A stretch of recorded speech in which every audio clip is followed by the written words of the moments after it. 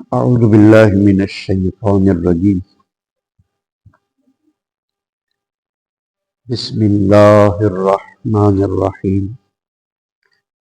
فَإِذَا نُفِخَ فِي الصُّورِ نَفْخَةٌ وَاحِدَةٌ، پھر جب پھونک مار دی جائے گی سور میں ایک بار، وَحُمِلَتِ الْأَرْضُ وَالْجِبَالُ، اور اٹھا لیا جائے گا آسمان کو، زمین کو اور آسمان کو، فَدُكَّتَا دَكَّةً وَاحِدَةً، تو اچانک ان کو چور چور کر دیا جائے گا، ریزہ ریزہ کر دیا جائے گا۔ اس آیت کریمہ میں قیامت کے حالات بیان ہو رہے ہیں۔ جب قیامت برپا ہوگی تو حدیث پاک میں آتا ہے کہ ایک سینگ قسم کی، جیسے ہم سینگ دیکھتے ہیں کسی جانور کا، اس طرح کی ایک چیز ہے آلہ، جو فرشتے کے ہاتھ میں ہے، اس کو سور کہتے ہیں۔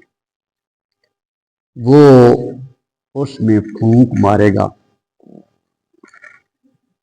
جب وہ اس میں پھونک مارے گا تو اس پھونک میں فرمایا گیا ہے کہ اس وقت زمین کو بھی اٹھا لیا جائے گا اور آسمان کو بھی، یعنی ان کو ریزہ ریزہ کر دیا جائے گا۔ یہ سارا کچھ اس میں توڑ پھوڑ ہو جائے گی۔ فَيَوْمَئِذٍ وَقَعَتِ الْوَاقِعَةُ، تو اس روز واقعہ ہو جائے گی واقعہ ہونے والی چیز، یعنی قیامت برپا ہو جائے گی۔ وَانشَقَّتِ السَّمَاءُ فَهِيَ يَوْمَئِذٍ وَاهِيَةٌ، اور آسمان پھٹ پڑے گا تو وہ اس دن بالکل بوسیدہ ہوگا، یعنی جس طرح پرانی کوئی چیز ہو جاتی ہے جس کی میعاد ختم ہو جائے اور وہ خود بخود ہی گرنے لگتی ہے، توڑ پھوڑ ہو جاتی ہے، تو آسمان کی یہ حالت ہو جائے گی۔ وَالْمَلَكُ عَلَىٰ أَرْجَائِهَا، اور جو فرشتے ہیں وہ اس کے کناروں پہ کھڑے ہو جائیں گے۔ آسمان سارا ٹوٹ پھوٹ جائے گا، اس کے کنارے جو ہیں وہ سلامت رہیں گے، ان کناروں پر پھر جو فرشتے ہیں وہ کھڑے ہو جائیں گے۔ وَيَحْمِلُ عَرْشَ رَبِّكَ، اور وہ فرشتے آپ کے رب کے عرش کو اٹھائے ہوئے ہوں گے، فوقہم، اپنے اوپر، یومئذ ثمانیۃ، اور یہ جو فرشتے ہوں گے ان کی تعداد 8 ہوگی، 8 فرشتے عرش کو اٹھائے ہوئے ہوں گے۔ اللہ اکبر۔ عام طور پر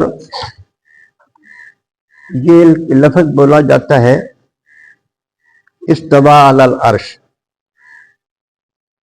اس کا معنی یہ بنتا ہے کہ اللہ تبارک و تعالیٰ نے عرش پر اپنا تسلط جمایا، اپنا قبضہ فرمایا۔ بعض لوگ اس کا ترجمہ کر دیتے ہیں کہ اللہ عرش پر بیٹھا ہے۔ اللہ تبارک و تعالیٰ اٹھنے بیٹھنے سے پاک ہے۔ یہ جسم اور جسمانیات کی علامتیں ہیں، اللہ تبارک و تعالیٰ ان چیزوں سے پاک ہے۔ عرش ایسی چیز ہے جہاں ہر قسم کے فیصلے ہوتے ہیں۔ یہ سمجھ لیں کہ جس طرح بادشاہ کا ایک مقام ہوتا ہے، صدر مقام یا بادشاہ کے بیٹھنے کی جگہ، اس کو مطلب یہ ہے کہ دارالخلافہ یا اس کو تخت کہتے، گویا اللہ تبارک و تعالیٰ کی بادشاہت کا تخت ہے یہ جو عرش ہے، اللہ تبارک و تعالیٰ کا اس پر بیٹھنا یہ جس طرح ہم بیٹھتے ہیں اس طرح کا یہاں کوئی یہاں تصور نہیں۔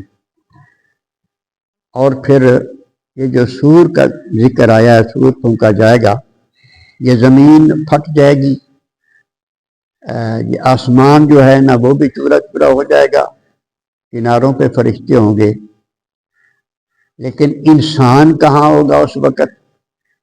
انسان کے بارے میں مختلف روایات میں آتا ہے کہ پہلی جو سور میں آواز آئے گی وہ سنتے ہی اس کی روح پرواز کر جائے گا، یعنی بے ہوش ہوگا۔ یہ کڑک جو ہوتی ہے، اللہ تبارک و تعالیٰ نے اپنی قدرت کے کرشمے ہمیں ہماری زندگی میں بہت سارے دکھائے ہوئے ہیں کہ بادل بھی کڑکتا ہے تو ہمیں ڈر تو لگتا ہے نہیں، خوف زدہ ہو جاتے ہیں۔ تو وہ کڑک ایسی ہوگی جب سور پھونکی جائے گی، کڑک ایسی ہوگی کہ پہلے انسان بے ہوش ہوں گے جو اس وقت زندہ ہوں گے، جو اس سے پہلے دنیا سے جا چکے ہیں وہ تو نہیں سنیں گے نا، یہ جو زندہ اس وقت ہوں گے وہ اس کی آواز سنتے سار ہی بے ہوش ہوں گے اور اسی بے ہوشی میں وہ مر جائیں گے۔ پھر جب دوسری سور پھونکی جائے گی تو اس کا دورانیہ جو ہوگا وہ تقریباً 40 سال کا ہوگا، 40 سال ہر چیز ختم، ہر چیز 40 سال کے فرق۔ جو دوسرا سور پھونکا جائے گا روایات میں آتا ہے کہ وہ ہر کوئی اپنی قبروں سے اٹھ پڑے گا۔ اب اللہ تبارک و تعالیٰ کی بارگاہ کی بے پیشی کا وقت آ گیا، ہر انسان نے اپنے حساب کتاب کے لیے اللہ تبارک و تعالیٰ کی بارگاہ میں حاضر ہونا ہے۔ دوسری جب سور پھونکی جائے گی تو اس وقت یہ انسان اٹھ کے اپنی قبروں سے کھڑا ہو جائے گا۔ تو ارشاد فرمایا یومئذ تُعْرَضُونَ لا تخفی منکم خافیۃ، اللہ پاک ارشاد فرما رہا ہے کہ اس دن تم پیش کیے جاؤ گے اللہ کی بارگاہ، یومئذ تُعْرَضُونَ، اس دن تم پیش کیے جاؤ گے، تمہاری پیشی ہوگی اللہ تبارک و تعالیٰ کی بارگاہ میں، لا تخفی منکم خافیۃ، اس دن تمہارا کوئی راز پوشیدہ نہیں رہے گا۔ اس بات پر اگر غور کرے نا بندہ کلیاں بہ کے، پھر اصل میں تو جس کا ضمیر زندہ ہو وہ ہل کر رہ جاتا ہے۔ بہت سارے بندے کے راز ہوتے ہیں، ایسے راز ہوتے ہیں کہ ان کا کھلنا بندے کو پسند نہیں ہوتا زندگی میں، کہیں اس کی عزت کا مسئلہ ہوتا ہے، کہیں کچھ ہوتا ہے۔ خالق کائنات نے فرما دیا کہ اس دن پردہ پوشیاں تو وہ کرتا ہے نا جی، زندگی میں پردہ پوشیاں ہوتی رہتی ہیں، لیکن اس دن اللہ پاک فرما رہا ہے کہ لا تخفی منکم خافیۃ، اس دن تمہارا کوئی راز پوشیدہ نہیں رہے گا، سب کھل کر سامنے آ جائے گا، سب کھل کر سامنے آ جائے گا۔ بلکہ یہ ہوگا کہ جب نامہ اعمال ملے گا نا، آگے وہ بھی ذکر آ رہا ہے، تو جب نامہ اعمال ملے گا بندے کو تو وہ پھر اللہ پاک کی ساتھ فرمائے گا فقرؤ کتابیہ، اپنی اس کتاب کو ذرا پڑھ، تو یہی بندے کے لیے مشکل ہوگا۔ وہ ایک مثال کتابوں میں سمجھانے کے لیے ایک مثال آتی ہے، کوئی دانشور آدمی تھا، کوئی دیندار، ایک دن اس کا جوان بیٹا تھا، اس نے کہا بیٹا ایک میری بات مان۔ جی کیا مانوں جی؟ کہا آج سارے دن کا میرے سے وعدہ کر کہ جو کچھ بھی تو کرے گا نا وہ تو نے لکھ لینا ہے، جو بولے گا وہ بھی لکھ لینا ہے، جو کام کرے گا وہ بھی لکھ لینا ہے، اور شام کو مجھے دے دینا ہے، کوئی چیز مجھ سے چھپانی نہیں ہے، اس کاغذ سے کوئی چیز چھپانی نہیں ہے۔ وہ لکھتا رہا سارا دن، اس بھی دیانتداری سے کام لیا کہ اگر کوئی گپ شپ لگائی تھی وہ بھی لکھ دی، کوئی چنگا کام کیا تھا وہ بھی لکھ دیا، برا بھی کیا لکھ دیا کہ میں نے آج یہ کہا۔ جب شام کو اس نے وہ ورقہ تھمایا اپنے باپ کو تو اس نے کہا بیٹا یہ ذرا مجھے پڑھ کے بھی سنا دو۔ نہ کہ ابا جی یہ گل نہیں ہوتی میرے کو، پڑھنا تو آپ ہی ہے، یہ ہوں اپنے کرتوت میں تمہیں آپ نہیں پڑھ کے سنا سکتا، آپ پڑھ لو۔ میں کہ پتر یہ مشکل ہے کام؟ جی مشکل ہے جی، یہ نہیں میں کر سکتا۔ میں نے کہا بیٹا میں تینوں گل ہی ایک سمجھانی سی، جدو خالق کائنات نے تینوں کہنا نا اپنا پڑھ اپنا، ادو تو انکار نہیں کر سکے گا کہ کوئی چیز تیرے نام اعمال انج دی نہیں ہونی چاہیے جنوں تو اپنے خالق کے سامنے پڑھ کے سنا نہ سکے۔ جب میرے تو اتنی شرم کر رہا تھا۔